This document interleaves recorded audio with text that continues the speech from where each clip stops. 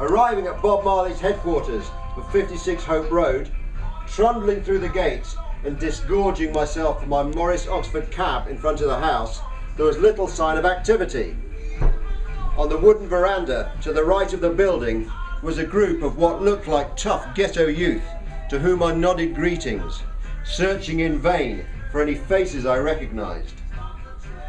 In front of the Tough Gong record shop to the right of the house was a woman who wore her dreadlocks tucked into a tam.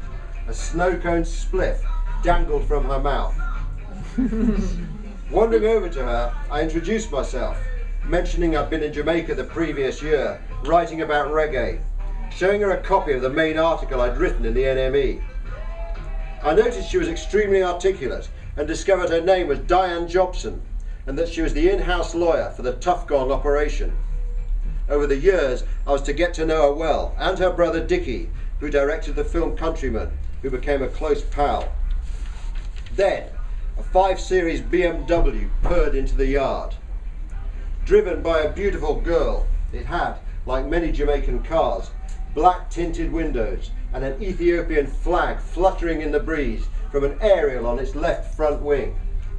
Out of it stepped Bob Marley. He greeted the ghetto youth, walked towards them and began speaking with them. On his way over, he'd registered my presence, I noticed. After a couple of minutes, I walked towards Bob. I introduced myself to him, and he shook hands with me with a smile. Again, I explained I'd been to Jamaica for the first time the previous year and showed him the article. He seemed genuinely interested and began to read it. As he did so, like Bob Marley should have done, he handed me a spliff he had just finished rolling. Nervously, I took it and pulled away. After a minute or two, Diane came over.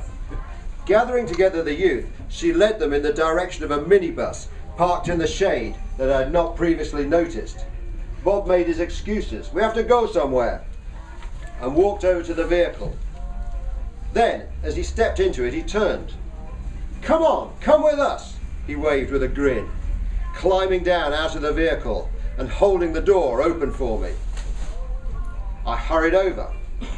Ushering me into the minibus, Bob squeezed up next to me on one of its narrow 2-person bench seats, his leg resting against my own.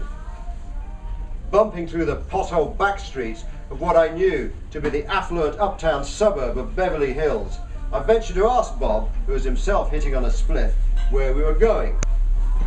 "Gun court," he uttered, matter-of-factly. I blinked and tried to quickly recover myself. The gun court had a reputation that was fearsome. To all intents and purposes, the place was like a concentration camp. Certainly it had been built to look like one. Gun towers, barbed wire perimeters, visibly armed guards, a harsh militaristic feel immediately apparent to all who drove past its location on South Camp Road. The gun court was a product of Michael Manley's Emergency Powers Act of 1975. Into it was dumped, for indefinite detention or execution after a summary trial, anyone in Jamaica found with any part of a gun. "Why are we going there?" I demanded of Bob as calmly as I could. "To see about a youth them lock up. Michael Bernard," he quietly replied. Michael Bernard, I learned later, was a cause célèbre.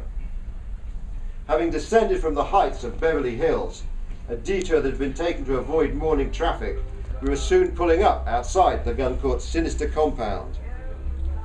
At the sight of Bob Marley emerging from the minibus, a door within the main gates opened for his party. We stepped through into the prison. After standing for some time in the already baking heat of the forecourt, an officer appeared. In hushed tones, he spoke to Bob. Then we were led to the left, into the piss-stinking prison building itself, and through a number of locked, barred doors, and into the governor's broad office, like the study of a boarding school headmaster, which was also the demeanour of the governor himself, a greying, late middle-aged man who sat behind the sturdy desk in front of the window. In this office we were seated on hard wooden chairs in a semicircle in front of him. I found myself directly to the right of Bob, who, in turn, was seated nearest to the governor. Through a door in the opposite wall was ushered a slight man who appeared to be in his early 20s. He was shown to a chair. This was Michael Bernard. Discussions now began, the essence of which concerned questions by Bob as to the possibilities of a retrial or of Bernard's release from prison. Bernard said virtually nothing, and almost all speech was confined to Bob and the governor. Most of the dialogue, I noted, was conducted in timorous, highly reverent tones by all parties present, almost with a measure of deference or perhaps simply hesitant nervousness. I kind of expected Bob to be going in there tub-thumping and righteous, but no, it's all very polite. Nervous, really. After 20 or so minutes, all talk seemed to grind to a halt. Afterwards, I was left a little unclear as to what conclusions had been arrived at, if any. Then, later, I realised the purpose of this mission to the gun court was simply to show that Michael Bernard had not been forgotten about. Bidding farewell to the prisoner, wishing him luck, and thanking the governor of Babylon for his time, we left his office, clanking out through the jail doors and into the biting sunlight. Soon we were back at 56 Hope Road, which by then had become a medina of all manner of activity. "Stick around," said Bob. I did. In fact, I stuck around for another 3 weeks, and I went to rehearsals, I went to recording sessions, I went to a 12 Tribes gradation, which Bob was there with Cindy Breakspear, Miss World, and I interviewed him. And I actually remember at the time feeling incredibly guilty about taking up so much of what seemed his precious time, but of course not realising how precious that time was. With Rita and her daughter Sharon, Bob moved back to his birthplace of 9 miles in St Anne to farm some of the land Omariah Malcolm had bequeathed to his mother after he passed away the same week in 1963 that she moved to the United States.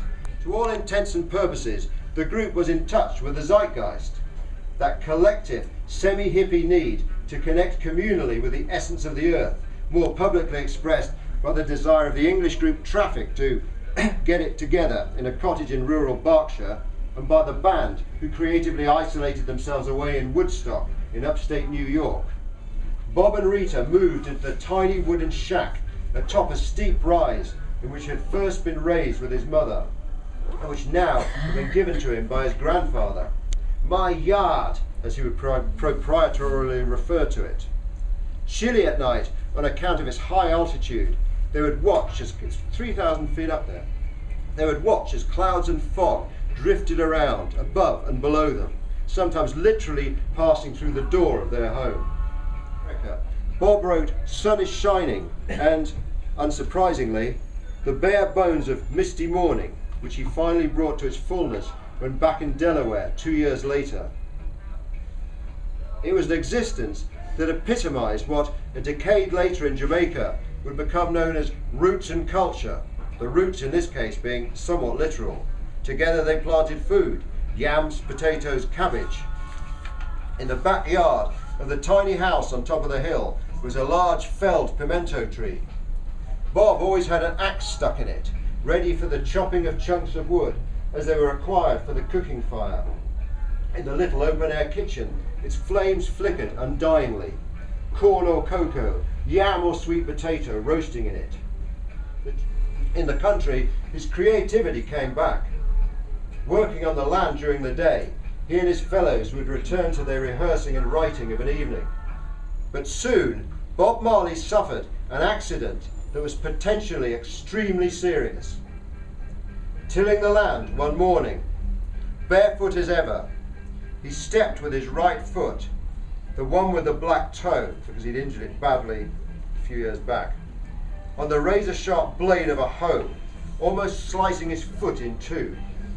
In agony, he dug deep into the earth, grabbing handfuls of dark soil, damp from the frequent rainfalls, and packed it around the bloody wound, tearing a strip of cloth from his shirt and tying it tightly around it. Then he continued to work on the land for the rest of the day.